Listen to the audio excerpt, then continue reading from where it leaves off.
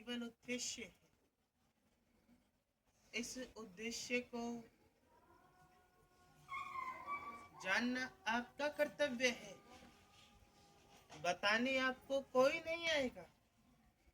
अगर आपको अपना उद्देश्य जानना है तो चल के आपको जाना पड़ेगा। जैसे कि जब आपको कोई रोग पीड़ा हो जाती है तो आप वैद्य के पास चल के जाते हैं ना, वैद्य के पास चल के जाते हैं, अपनी मर्ज का इलाज कराते हैं।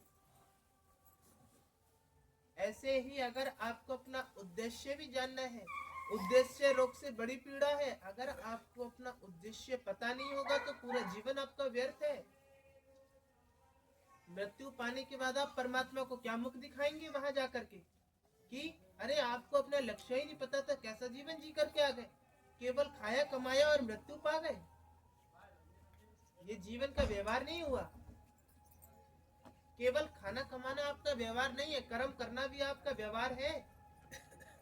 हम भी तो देखें कि ये मृत प्राणी धरा लोक पर कितने संबंध बना के आया है। आपको जब अपना परिवार ही संभालना नहीं आता है तो कैसे कह दें कि आप अपने जीवन में सत्य रामा झालेंगे।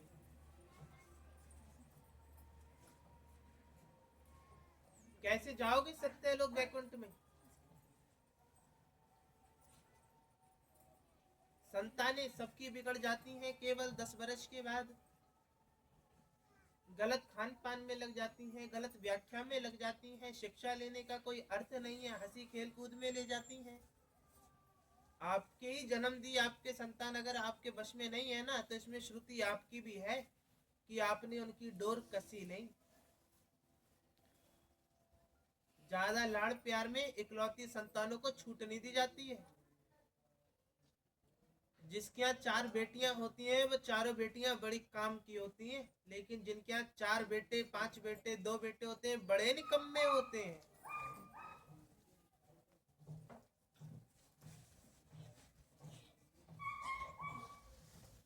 निकम्मे क्यों?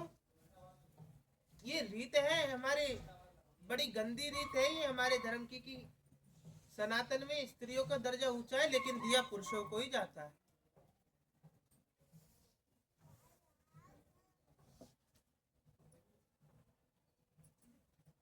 भाई कन्या तो सब दान करते हैं, मैं तब जानू जब कोई अपना पुत्र दान करके दिखाए। हिम्मत नहीं है किसी में। पुत्री बेशक दान कर दे, कोई अपना पुत्र दान करके दिखाए।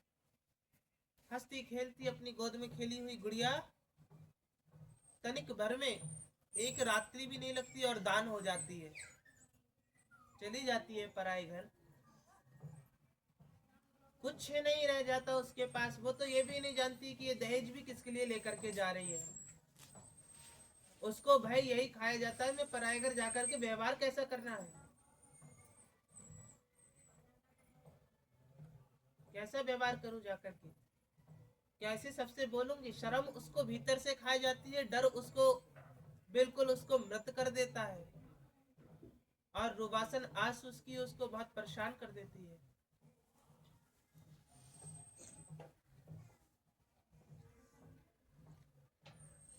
क्या है, इसे शांत कराओ जरा। ये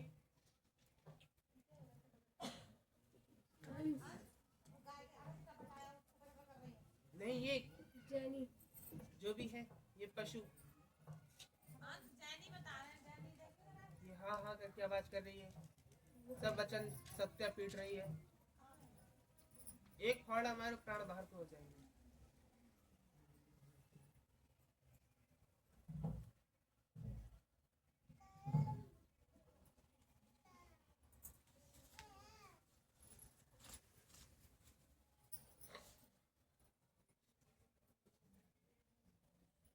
कि आपने अपने कर्म को देखा ही कहाँ। अरे पराए घर से आई पुत्री में आपको 10 कमियां नजर आ जाती हैं कि वो ये करना नहीं जानती, ये करना नहीं जानती, ये करना नहीं जानती, ढंग से बोलना नहीं जानती, ढंग से चलना नहीं जानती। आपने ये देखा भले ही उसके अंदर ढंग ना हो लेकिन उसने अपना परिवार छोड़ दिया, यही हिम्मत बहुत बड़ी बात है। बात कर रहे हैं बड़ी बड़ी।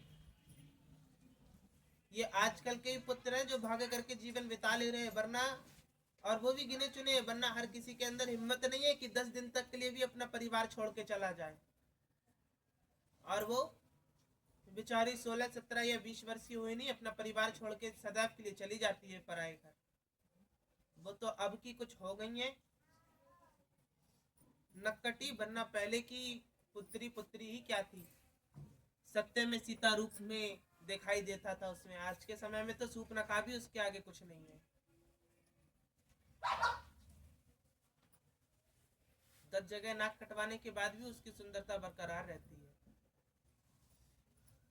वरना एक स्त्री की वैभवता आप क्या जाने, आप उसमें कमियां ढूंढने में जितना समय लगा रहे हैं, इतना समय आप अगर उसको जानने में लगा देना तो जीवन ज्यादा अच्छे से बीतेगा।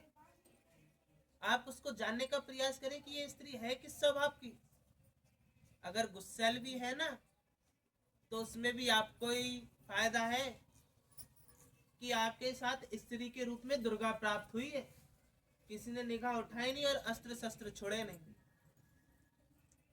मैं तो कहती हूँ, स्त्री में कमी ढूंढने से पहले अपने भीतर भी कमी देखिएगा। एक समय को स्त्री के चक्कर कम, पुरुषों के चक्कर ज्यादा मिलेंगे। विवाह से पहले ही 70 जगह मुंह मार लिया होगा।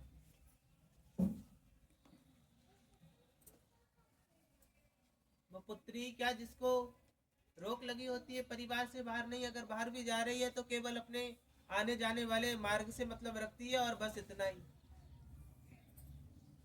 क्या आप एक स्त्री की तरह जीवन नहीं बिता पाओगे? अरे पुरुषों का क्या है, अपना तन तो अपना तन तो संभाला नहीं जा रहा है।